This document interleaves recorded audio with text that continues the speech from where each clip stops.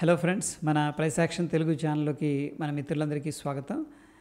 ఏదైనా ఒక స్టాక్ని ఐడెంటిఫై చేసేటప్పుడు మనం చేసే ప్రతి పని కూడా స్టాక్ని ట్రేస్ చేస్తున్నాం అని అర్థం అనమాట. అంటే దీన్ని ట్రేసింగ్ టెక్నిక్స్ అంటారు.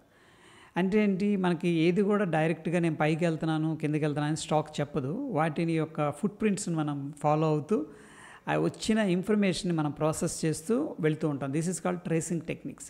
ఫర్ ఎగ్జాంపుల్, మనం పెద్ద అడవిలో ఉన్నాం అనుకోండి, దాంట్లో పెద్ద పులిని ఎటు వెళ్ళింది అని ఐడెంటిఫై చేయాలంటే దాన్ని పాదముద్రలు కానీ దాని స్మెల్ అన్నీ కూడా మనం ట్రేస్ చేస్తూ ఉంటాం. అది ఎక్కడెక్కడ వాటర్ తాగింది ఏంది అనేది.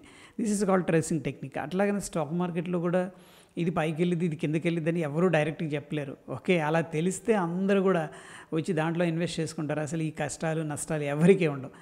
బట్ ఏంటంటే స్టాక్స్ మనకి ఒక పెద్ద అడవిలో మూవ్ అయినట్టు, యానిమల్స్ మూవ్ అయినట్టు మూవ్ అవుతూ ఉంటాయి. ర్యాండమ్గా అనిపిస్తుంది, కానీ వాటి యొక్క ఫుట్ ప్రింట్స్ మనం ఐడెంటిఫై చేయాలి. అదే ఫ్రెండ్స్, ఇక్కడ ఎరీస్ లైఫ్ సైన్స్ అనేది కూడా మనం చూసుకున్నట్టు ఈ ఒక పర్టికులర్ స్టాక్ అనేది మనం ఐడెంటిఫై చేయటం అనేది జరిగింది. ఐడెంటిఫై చేయటమే కాకుండా దీన్ని మనం టెలిగ్రామ్లో అప్డేట్ చేసాం. చూడండి, డేట్ వచ్చేసరికి నవంబరు 28వ తారీఖు. ఇక్కడ నవంబర్ 28, 2003లో అప్డేట్ చేయటం అనేది జరిగింది. సో ఎందుకు అప్డేట్ చేసాం అంటే ఫ్రెండ్స్, మార్కెట్లో ఏవైతే ప్యాటర్న్స్ ఉన్నాయో ఇది రిపీట్ అవుతూ ఉంటాయి. అంటే ఒకసారి వచ్చింది మళ్ళీ రిపీట్ అవుతుందా అంటే గ్యారంటీ ఉండదు, 100%.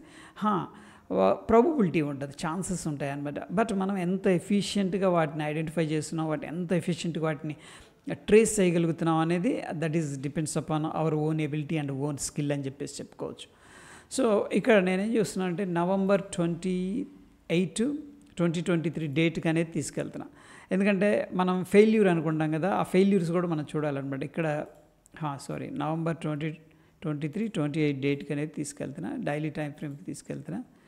ఒక్క నిమిషం చూడండి. మనం 28న నవంబర్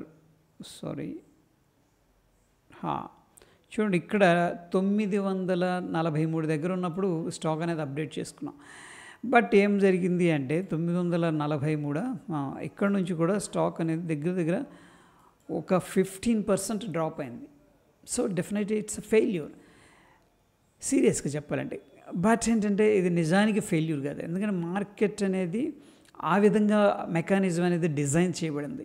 సో మనం చూడగానే ఒక రెడ్ క్యాండిల్ రాగానే, లేకపోతే ఒక చిన్న స్వింగ్ బ్రేక్అవుట్ అయిందో, లేకపోతే ఇట్లా మనం ఆలోచిస్తాం. ఎందుకంటే మనం అలాగా ఎవాల్యుయేట్ అయ్యాం.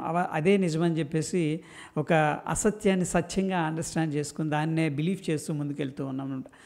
మార్కెట్ ఆ విధంగా డిజైన్ అయితే చేయలేదు. ఇక్కడ చూడండి, సో సింపుల్గా నేను ఒకసారి వీక్లీ టైం ఫ్రేమ్ కన్వర్ట్ చేస్తున్నాను.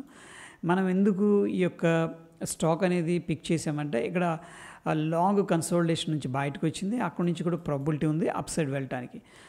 సో ఈ సిచ్యువేషన్లో మనకి ఎంత టార్గెట్ రావాలి అంటే కూడా ఇది చూడండి, దిస్ ఈజ్ అవర్ టార్గెట్ అనమాట. ఈ యొక్క టార్గెట్ అనేది స్టాక్ అనేది రీచ్ అవ్వాలి ఆఫ్టర్ ద బ్రేక్అవుట్. సో ఎగ్జాక్ట్గా అయితే ప్రస్తుతానికి స్టాక్ అయితే 1379 అయితే స్టాక్ రీచ్ అయింది.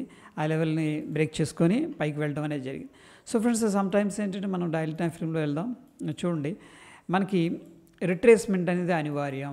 స్టాక్ ఎప్పుడు కూడా స్ట్రైట్ లైన్లో ఇలా వెళ్ళిపోదు.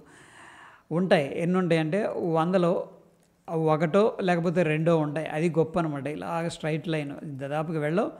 కానీ స్టాక్ ఎలా వెళుతుంది అంటే ఇలాగ రిట్రేస్ తీసుకొని కొద్దిగా మనం కొండెక్కేటప్పుడు ఏం చేస్తాం, రెస్ట్ తీసుకుంటాం, రైట్? అలాగే ఏంటంటే స్టాక్ కూడా ఇలాగ కొద్దిగా రెస్ట్ తీసుకొని వెళ్తూ ఉంటుంది.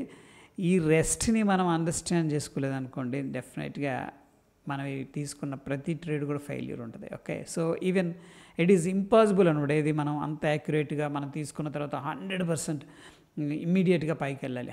ఇంట్రాడేలో పాసిబుల్ అవుతుంది. బట్ ఎందుకంటే మనం తీసుకునేది కూడా ఒక ₹1, ఓ 0.5%, లేకపోతే 1-2% మ్యాక్స్ అనమాట కేసు.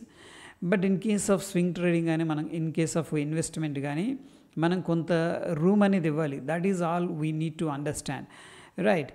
ఇక ఇక్కడ నుంచి కూడా ఏం జరిగిందంటే లాంగ్ కన్సోలిడేషన్ తీసుకుంది, బ్రేక్అవుట్ అయింది. బ్రేక్అవుట్ అయిన తర్వాత చాలా రోజులు స్పెండ్ చేసి ఏం చేసింది, ఒక్కసారిగా ఇక ఆ ర్యాలీ అనేది స్టార్ట్ చేసింది. సో ఎవరైతే ఆ టైంలో ఇన్వెస్ట్ చేసి వెయిట్ చేస్తారో వాళ్ళకి అప్రాక్సిమేట్గా ఓ 50% రిటర్న్ రావడం అనేది జరిగింది. హార్డ్లీ ఇది నవంబర్ 28 అంటే అయిపోయింది. నవంబరు, డిసెంబరు, జనవరి, అక్కడ డిసెంబరు, దాని తర్వాత ఇప్పుడు మనం 8 మంత్స్ అంటే 9 మంత్స్లో స్పాన్ ఆఫ్ 9 మంత్స్లో it given 53% return. This a beautiful return seriously. Okay, so of course మనకి చెన్నై పెట్రో లాగా కొన్ని బ్లాస్ట్ అవ్వచ్చు ఫాస్ట్గా ఇమీడియట్గా 1.5 మంత్ 2 మంత్స్ 6 మంత్స్లో మనకి 100% రిటర్న్ ఇవ్వచ్చు. ఒక్కొక్కసారి ఏంటంటే స్లో అవుతుంది అనమాట, based on the market condition and sector and stock అనమాట. రైట్, ఇక మనం ఒకసారి ఏం చేద్దామంటే ఇంట్రాడే అనేది చూద్దాం. ఇండియా విక్స్ అయితే ప్రస్తుతానికి 5% రైజ్ అయింది. నిఫ్టీ 50లో నేనేం చేస్తున్నా అంటే పివెట్స్ అనేది ఆన్ చేస్తున్నాను అండ్ 5 మినిట్స్ టైం ఫ్రేమ్లో ఒకసారి చార్ట్ అనేది ఓపెన్ చేస్తున్నాను. సో చూడండి ఫ్రెండ్స్, మనకి హెవీగా వాల్యూమ్స్ నిన్న ట్రేడ్ అయినాయి, బట్ ఇండెసిషన్ ఉంది అంటే some sort of accumulation distribution జరిగింది అక్కడ. బట్ ఈరోజు గ్యాప్ అప్ అయింది. గ్యాప్ అప్ ఎక్కడైంది? డైరెక్ట్గా 25,334 అయింది. అక్కడ నుంచి ఓపెనింగ్ నుంచి సెల్లింగ్ జరిగింది. అండ్ ఇక్కడ నుంచి చూడండి, మనకి ఎప్పుడైతే ఇంపార్టెంట్ రెసిస్టెన్స్ లెవెల్స్ దగ్గర రిజెక్షన్ జరుగుతుందో మనం ఏం చేయొచ్చు అంటే ఈ కాల్ ఆప్షన్ని సెల్ చేసుకోవచ్చు అండ్ పుట్ ఆప్షన్ అయితే బయింగ్ అనేది చేసుకోవచ్చు. ఓకే, సో దాని తర్వాత మళ్ళీ ఇక్కడ డ్రాప్ అయింది. డ్రాప్ అయిన తర్వాత మళ్ళీ రిట్రేస్ తీసుకుంది, మళ్ళీ డ్రాప్ అయింది. ఒక డబుల్ బాటమ్ అనేది క్రియేట్ చేసింది. సో ఫ్రెండ్స్, ఇంట్రాడేలో కన్నా మనం చేస్తున్నామంటే ఈ యొక్క టాప్, ఈ యొక్క బాటమ్స్ ఏవైతే ఉన్నాయో వీటిని మనం పర్ఫెక్ట్గా పట్టుకోవాలి. ఎందుకంటే మనం ఈ క్యాండిల్ కన్ఫర్మేషన్ తర్వాత తీసుకున్నాం అనుకోండి, ఓకే వెల్ అండ్ గుడ్. ఇక్కడ చూడండి మనకి కన్ఫర్మేషన్ వచ్చింది. ఏది? రెసిస్టెన్స్ 2 అనేది బ్రేక్అవుట్ అయింది. బ్రేక్అవుట్ అయిన తర్వాత వర్కౌట్ అయింది. కానీ but most of the cases ఏంటంటే మనం ఈ యొక్క టాప్ ఏదైతే బాటమ్ ఉందో ఈ బాటమ్ టాప్లో ఐడెంటిఫై అనేది చేయగలగాలి. దానికోసం మనం ఏంటంటే ఇంకా లోవర్ టైం ఫ్రేమ్స్కి స్విచ్ చేయాల్సి ఉంటుంది, like 1 minute time frame, 3 minutes time frame. But it is a very challenging job అని చెప్పేసి చెప్పుకోవచ్చు. ఇక గ్యాప్స్ మీద కూడా కొంత ఐడియా ఉండాలి. చూడండి మనకి ఏమైందంటే గ్యాప్ ఫిల్లింగ్ జరిగింది. ఇక్కడ 25,247 దగ్గర గ్యాప్ అయితే ఫిల్ అయింది. గ్యాప్ ఫిల్ అయిన వెంటనే చూడండి క్యాండిల్ స్టిక్ ఫార్మేషన్ జరిగింది. ఇన్సైడ్ క్యాండిల్ స్టిక్ అంటాం దీన్ని. ఓకే, సో ఇటువంటి వాటిని మనం ఏంటంటే లైవ్లో ఛాలెంజింగ్గా ఉంటుంది, ఐడెంటిఫై చేయడం, ఎంట్రీ తీసుకోవడం, స్టాప్ లాస్ పెట్టడం. ఇఫ్ థింగ్స్ గోస్ రాంగ్ అనమాట, దెన్ ఏంటంటే మనం ఆ యొక్క వచ్చిన ప్రాఫిట్స్ని ప్రిజర్వ్ చేసుకోవడం. ఎందుకంటే ఇంట్రాడేలో నేను కాల్ తీసుకున్నాను, ఒక గంట వెయిట్ చేస్తాను, 2 అవర్స్ వెయిట్ చేస్తాను అంటే అవ్వదు. ఎందుకంటే ఎవ్రీ సెకండ్ మినిట్ బ్లిప్ అవుతూ ఉంటుంది పైకి కిందకి. సో వీటిని మనం ట్రయల్ చేసుకోవడం, ప్రాఫిట్ బుకింగ్ చేసుకోవడం, తగ్గించుకోవడం, మళ్ళీ అవసరమైతే ఇంకొంచెం క్వాంటిటీ యాడ్ చేసుకోవడం. This is all set to be intraday process అనమాట. సో ఎప్పుడైతే ఈ యొక్క ప్రాసెస్లో మనం మాస్టర్ అవుతామో దెన్ ఏంటంటే ఇంట్రాడే అనేది వెరీ గుడ్ రిజల్ట్స్ రావడం అనేది జరుగుతుంది. బట్ ఫ్రెండ్స్, ఇది it's a very challenging game అనమాట. అందుకే సో ఇంట్రాడేకి డిసైడ్ చేసుకునేటప్పుడు ఫస్ట్ ఆ బ్యాకప్ ఆఫ్ క్యాపిటల్ కానీ మనం ఫుల్ ఫ్లెడ్జ్డ్గా టైం అనేది కేటాయించగలుగుతున్నామా, అండ్ మనం ఉన్న ఈ యొక్క రిసోర్స్ని యూజ్ చేసుకొని ఐడెంటిఫై చేయగలుగుతున్నాం మన టాప్ బాటమ్ అనేది ఎవాల్యుయేట్ చేసుకోవాల్సిన అవసరం అయితే ఉంది friends. Okay, so that is all about అంటే ఈ యొక్క సెషన్. మరొక ఇంట్రెస్టింగ్ ఎపిసోడ్తో మళ్ళీ కలుసుకుందాం. Stay tune. ధన్యవాదాలు.